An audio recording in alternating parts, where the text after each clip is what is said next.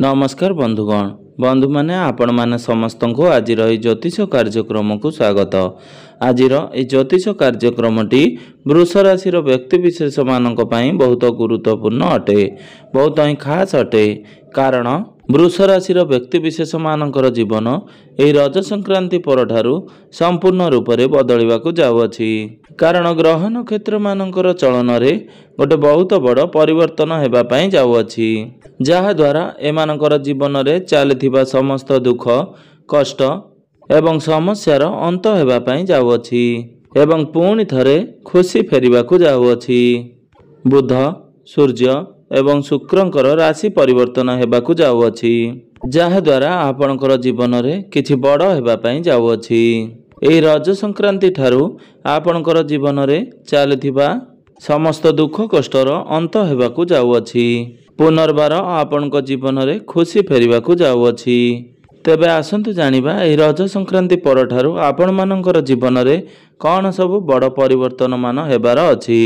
एहा पूर्वरु जदि आपण मानकर भी वृष राशि होइथाए तेबे भिडियोटी को स्किप न करी थरे मात्र शेष पर्यंत निश्चिंत देखंतु एवं भिडियोटी को लाइक करी चैनलटी को सब्सक्राइब कर दियंतु।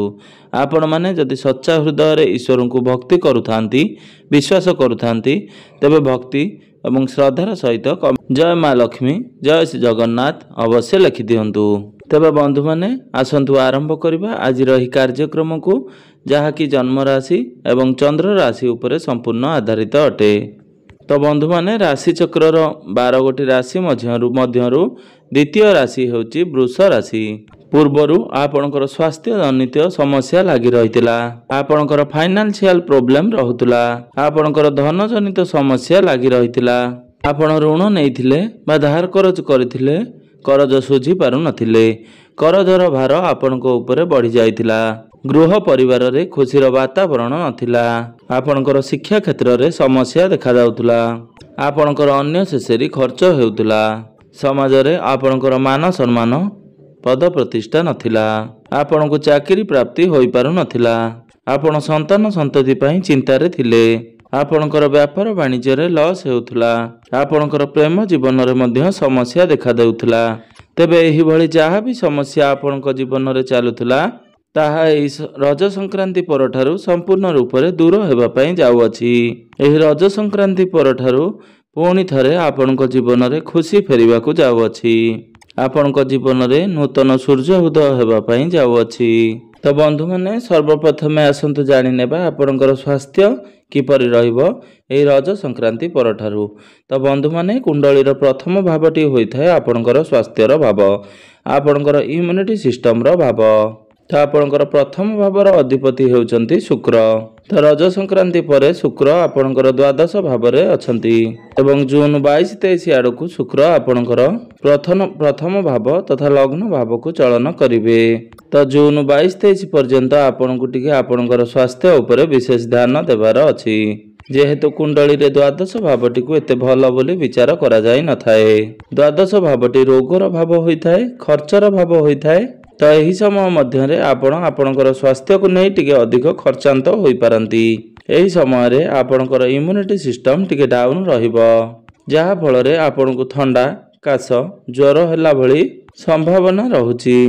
ए सब किछि हबार किंतु जून मासर शेष आड़कू आपणकर स्वास्थ्य रे सुधार देखिबाकू पाइबे, कारण शुक्र आपणकर प्रथम भाव को चली आसीबे, जहा फल रे आपणकर इम्यूनिटी सिस्टम स्ट्रांग होई जिवो एवं पूर्वरु जदि आपणकर जहा भी किछि स्वास्थ्य जनित समस्या लागि रहितिला तो से सबरे सुधार आसीबो।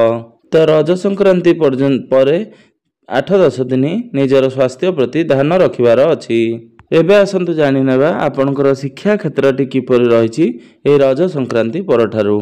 तो बंधु माने कुंडलीर पंचम भावटी होइथाय आपणकर शिक्षा क्षेत्रर भाव, आपणकर पंचम भावर अधिपति हेउचंती बुध। बुध आपणक कुंडलीर द्वितीय भावरे विराजमान अछंती। यह व्यतीत सूर्य मध्य बुधंक सहित विराजमान अछंती, जहा फल रे आपणक कुंडली रे बुधादित्य राजयोगर निर्माण हेबो। तो निश्चिंत भावरे ए रज संक्रांति परे आपणकर शिक्षा क्षेत्र बहुत ही खास रहिबो। ଆପଣଙ୍କର ମାଇଣ୍ଡ ସାର୍ପ ହେବ, ଆପଣ ଟ୍ୟାଲେଣ୍ଟେଡ ହେବେ। ଏବଂ ଯଦି ଆପଣଙ୍କର ଏହି ସମୟରେ କୌଣସି ଏକ୍ଜାମ ରହିଛି ତ ଏକ୍ଜାମ ନିଶ୍ଚିନ୍ତ ଭାବରେ ବହୁତ ହିଁ ଭଲ ରହିବ। ଏକ୍ଜାମରେ ଆପଣ ଉତ୍ତୀର୍ଣ୍ଣ ହେବେ। ଆପଣ ପାଠପଢ଼ା ରିଲେଟେଡ୍ ଯାହା ବି କିଛି ଡିସିସନ୍ ନେବାକୁ ଚାହୁଁଛନ୍ତି ବା ପାଠପଢ଼ାରେ ନୂଆ କିଛି କରିବା ପାଇଁ ଚାହୁଁଛନ୍ତି ତ ଆପଣ ନିଶ୍ଚିନ୍ତ ଭାବରେ ତାହା କରିପାରିବେ। କାରଣ ଆପଣ ପାଠପଢ଼ା ରିଲେଟେଡ୍ ଯାହା ବି କିଛି ଡିସିସନ୍ ନେଉଛନ୍ତି ସେଥିରେ ଆପଣ ସଫଳତା ଲାଭ କରିବେ। ଏବେ ଆସନ୍ତୁ ଜାଣିନେବା ପ୍ରେମ ଜୀବନ କିପରି ରହିବ ଏହି ରଜ ସଂକ୍ରାନ୍ତି ପରଠାରୁ। ତ ବନ୍ଧୁମାନେ, କୁଣ୍ଡଳୀର ପଞ୍ଚମ ଭାବଟି ଶିକ୍ଷାର ଭାବ ହେବା ସହିତ ପଞ୍ଚମ ଭାବଟି ଆପଣଙ୍କର ପ୍ରେମ ଜୀବନର ଭାବ ହୋଇଥାଏ ଏବଂ ସନ୍ତାନର ଭାବ ହୋଇଥାଏ।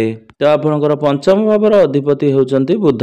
ବୁଧ ଆପଣଙ୍କର ଦ୍ୱିତୀୟ ଭାବରେ ବିରାଜମାନ ଅଛନ୍ତି ଏବଂ ଆପଣଙ୍କର ପ୍ରଥମ ଭାବର ଅଧିପତି ଶୁକ୍ର ଆପଣଙ୍କ କୁଣ୍ଡଳୀର ଦ୍ୱାଦଶ ଭାବରେ ବିରାଜମାନ ଅଛନ୍ତି।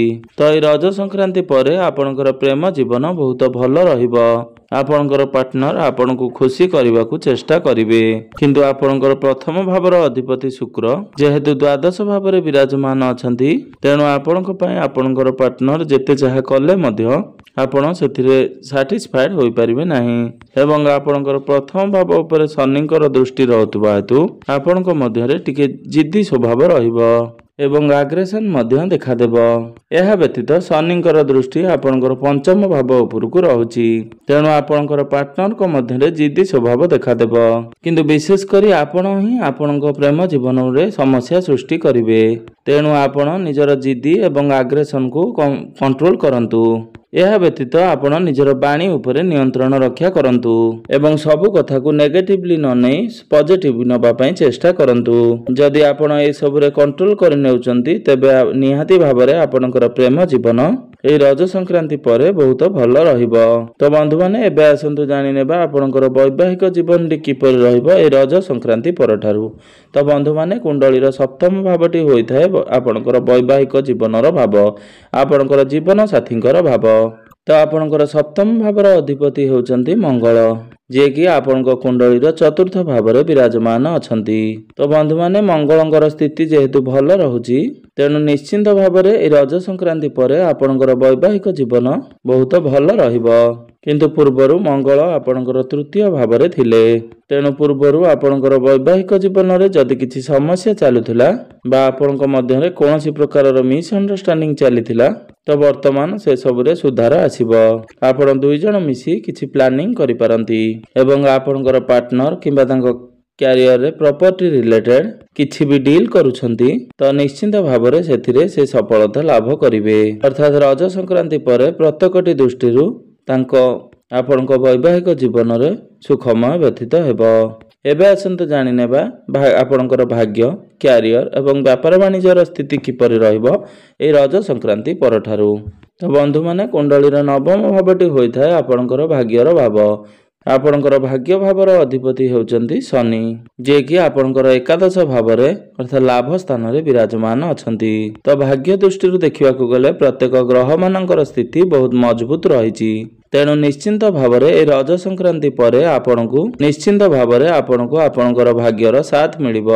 ତେଣୁ ବନ୍ଧୁମାନେ, ଶନିଙ୍କର ଦୃଷ୍ଟି ଆପଣଙ୍କର ପ୍ରଥମ ଭାବ ଉପରକୁ ରହୁଛି, ଯାହା ଫଳରେ ଆପଣଙ୍କ ମନରେ ଟିକେ ଡାଉଟ୍ସ ବା ଶଙ୍କା ରହିବ, ନେଗେଟିଭିଟି ରହିବ, କିନ୍ତୁ ଆପଣ ସେ ସବୁକୁ ନିଜଠାରୁ ଦୂରେଇ ଦେବା ଉଚିତ। କାରଣ ଶନି ଯେହେତୁ ଲାଭ ସ୍ଥାନରେ ବିରାଜମାନ ଅଛନ୍ତି ତ ନିଶ୍ଚିନ୍ତ ଭାବରେ ଆପଣଙ୍କୁ ପ୍ରତ୍ୟେକଟି କ୍ଷେତ୍ରରେ ସଫଳତା ପ୍ରାପ୍ତ ହେବ।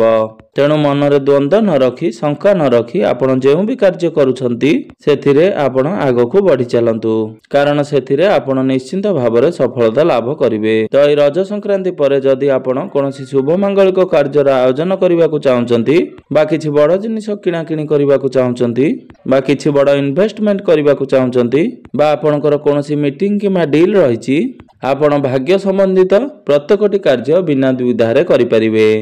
ଆପଣଙ୍କୁ ପ୍ରତ୍ୟେକଟି କାର୍ଯ୍ୟରେ ସଫଳତା ପ୍ରାପ୍ତ ହେବ। ଏବେ ଆସନ୍ତୁ ଜାଣିନେବା ଆପଣଙ୍କର କ୍ୟାରିୟର କିପରି ରହିବ ଏହି ରଜ ସଂକ୍ରାନ୍ତି ପରେ। ତ ବନ୍ଧୁମାନେ, କୁଣ୍ଡଳୀର ଦଶମ ଭାବଟି ହୋଇଥାଏ ଆପଣଙ୍କର କ୍ୟାରିୟରର ଭାବ, ଆପଣଙ୍କର କାର୍ଯ୍ୟକ୍ଷେତ୍ରର ଭାବ। ତ ଆପଣଙ୍କର କ୍ୟାରିୟର ଭାବର ଅଧିପତି ଶନିଦେବ ଅଟନ୍ତି। ତ ଶନି ଆପଣଙ୍କର ଏକାଦଶ ଭାବରେ ବିରାଜମାନ ଅଛନ୍ତି। ତ ଆପଣଙ୍କର ଦଶମ ଭାବରେ ରାହୁ ବିରାଜମାନ ଅଛନ୍ତି ଏବଂ ସମ୍ପୂର୍ଣ୍ଣ 1.5 ବର୍ଷ ପର୍ଯ୍ୟନ୍ତ ରାହୁ ଆପଣଙ୍କର ଦଶମ ଭାବରେ ବିରାଜମାନ ରହିବେ। ତ ଏହି 1.5 ବର୍ଷ ମଧ୍ୟରେ ନିଶ୍ଚିନ୍ତ ଭାବରେ ଆପଣଙ୍କର କ୍ୟାରିୟରରେ କିଛି ନା କିଛି ପରିବର୍ତ୍ତନ ନିଶ୍ଚିନ୍ତ ଭାବରେ ହେବ। ଆପଣ ଯେଉଁ ବି କାର୍ଯ୍ୟ କରୁଛନ୍ତି ବା ଯେମିତି ଭାବରେ କରୁଛନ୍ତି, ହୁଏତ ଆପଣଙ୍କର ପ୍ରୋଫାଇଲ ଚେଞ୍ଜ ହୋଇପାରେ ବା ଡେଜିନେସନ ଚେଞ୍ଜ ହୋଇପାରେ ବା ପଦବୀ ଚେଞ୍ଜ ହୋଇପାରେ କିମ୍ବା ଟ୍ରାନ୍ସଫର ମଧ୍ୟ ହୋଇପାରେ। ଆପଣଙ୍କର କିଛି ନା କିଛି ପରିବର୍ତ୍ତନ ଆପଣଙ୍କର କ୍ୟାରିୟରରେ ନିହାତି ଭାବରେ ହେବ। ଏହା ବ୍ୟତୀତ ରାହୁ ଆପଣଙ୍କର ଦଶମ ଭାବରେ ବିରାଜମାନ ରହିବା ଅର୍ଥ ଆପଣ ନିଜର କ୍ୟାରିୟରରେ ହାର୍ଡୱାର୍କକୁ ଛାଡ଼ି ସ୍ମାର୍ଟ ୱାର୍କ କରିବାକୁ ପସନ୍ଦ କରିବେ। ରାହୁ ହେଉଛନ୍ତି ରଣନୀତି, ରାହୁ ହେଉଛନ୍ତି ଚତୁର, ଚାଲାକି ଏବଂ ବୁଦ୍ଧିମତା। ଅର୍ଥାତ୍ ଯଦି ଆପଣ କୌଣସି ଟେକ୍ନିକାଲ ଫିଲ୍ଡରେ ରହିଛନ୍ତି, ଆଇଟି ଇଞ୍ଜିନିୟରିଂ ଫିଲ୍ଡରେ ରହିଛନ୍ତି ବା ଏଆଇ ରିଲେଟେଡ ଆପଣ କୌଣସି ବି କାର୍ଯ୍ୟ କରୁଛନ୍ତି, ଅନଲାଇନରେ କାର୍ଯ୍ୟ କରୁଛନ୍ତି, ତ ଏସବୁ କ୍ଷେତ୍ରରେ ଆପଣଙ୍କୁ ବହୁତ ଅଧିକ ସଫଳତା ପ୍ରାପ୍ତି ହେବା ପାଇଁ ଯାଉଅଛି। ସବୁଥିରେ ଆପଣ ବହୁତ ଅଧିକ ସଫଳତା ପ୍ରାପ୍ତ କରିବାକୁ ଯାଉଛନ୍ତି। ରାହୁ ଆପଣଙ୍କୁ ବହୁତ ସ୍ମାର୍ଟ ବନାଇବେ। କିନ୍ତୁ ମନେ ରଖନ୍ତୁ, ଆପଣ ନିଜର କାମକୁ ନେଇ କୌଣସି ପ୍ରକାର ଗର୍ବ କରିବେ ନାହିଁ, କାରଣ ଗର୍ବ ହିଁ ସବୁ ବିନାଶର ମୂଳ କାରଣ ହୋଇଥାଏ। ତେଣୁ ଆପଣ ମନରେ ଗର୍ବ ନ ରଖି ନିଜର କାମରେ ଫୋକସ ରଖନ୍ତୁ ଏବଂ ଯେଉଁ ସଫଳତା ପାଉଛନ୍ତି ତାହା ଭଗବାନଙ୍କର ଆଶୀର୍ବାଦ ବୋଲି ମନେ କରନ୍ତୁ। ତ ଶନି ଆପଣଙ୍କର ଏକାଦଶ ଭାବରେ ଥିବା କାରଣରୁ କ୍ୟାରିୟରରେ ଆପଣଙ୍କର ପ୍ରମୋସନ ହୋଇପାରେ। ଏବେ ଆସନ୍ତୁ ଜାଣିନେବା ଆପଣଙ୍କର ବ୍ୟାପାର ବାଣିଜ୍ୟର ସ୍ଥିତି କିପରି ରହିବ ଏହି ରଜ ସଂକ୍ରାନ୍ତି ପରଠାରୁ। ତ ବନ୍ଧୁମାନେ, ବୁଧ ଆପଣଙ୍କର ଦ୍ୱିତୀୟ ଭାବରେ ଧନ ସ୍ଥାନରେ ବିରାଜମାନ ଅଛନ୍ତି। ତ ନିଶ୍ଚିନ୍ତ ଭାବରେ ଆପଣଙ୍କର ବ୍ୟାପାର ବାଣିଜ୍ୟ ବହୁତ ଭଲ ରହିବ। ବିଜନେସରେ ଆପଣଙ୍କର ଫାଇନାନ୍ସିଆଲ ଗ୍ରୋଥ ହେବ। ବିଜନେସରେ ଆପଣ ଆଗକୁ ବଢିବେ। ଆପଣ ବିଜନେସକୁ ଆଗକୁ ବଢାଇବା ପାଇଁ ଚେଷ୍ଟା କରିବେ। ଆପଣଙ୍କର ଡେଲି ଇନକମ ବଢିବ। ତ ଏହି ରଜ ସଂକ୍ରାନ୍ତି ପରେ ଆପଣଙ୍କର ବିଜନେସ ବହୁତ ଭଲ ରହିବ। ଏବେ ଆସନ୍ତୁ ଜାଣିନେବା କିଛି ବିଶେଷ ପ୍ରତିକାର ବିଷୟରେ। ଯେଉଁ ପ୍ରତିକାର ଗୁଡ଼ିକ କରିବା ଦ୍ୱାରା ଯେଉଁ ସବୁ ଅଶୁଭତ୍ୱ ଗୁଡ଼ିକ ରହୁଛି ସେଗୁଡ଼ିକ ଖଣ୍ଡନ ହୋଇ ଆପଣଙ୍କୁ ଶୁଭ ଫଳ ପ୍ରାପ୍ତି ହେବ। ତ ଯେହେତୁ ଆପଣଙ୍କର ରାଶ୍ୟାଧିପତି ଶୁକ୍ର ଅଟନ୍ତି, ତେଣୁ ପ୍ରତ୍ୟେକ ଦିନ ଶୁକ୍ରଙ୍କର ବୀଜ ମନ୍ତ୍ରର ଜପ 108 ଥର ଜପ କରନ୍ତୁ। ତ ପ୍ରତ୍ୟେକ ଦିନ ହନୁମାନ ଚାଳିଶାର ପାଠ ଅବଶ୍ୟ କରନ୍ତୁ। ଆପଣ ପ୍ରତ୍ୟେକ ଦିନ ଗାୟତ୍ରୀ ମନ୍ତ୍ରର ଜପ 108 ଥର ଅବଶ୍ୟ କରନ୍ତୁ ଏବଂ ପ୍ରତ୍ୟେକ ଦିନ ଉଦିତ ସୂର୍ଯ୍ୟଙ୍କୁ ତମ୍ବା ପାତ୍ରରେ ଜଳାର୍ଘ୍ୟ ଅର୍ପଣ କରନ୍ତୁ। ତେବେ ବନ୍ଧୁମାନେ, ଆପଣଙ୍କର ଜୀବନ ମଙ୍ଗଳମୟ ହେଉ, ଏହା ହିଁ ଈଶ୍ୱରଙ୍କ ନିକଟରେ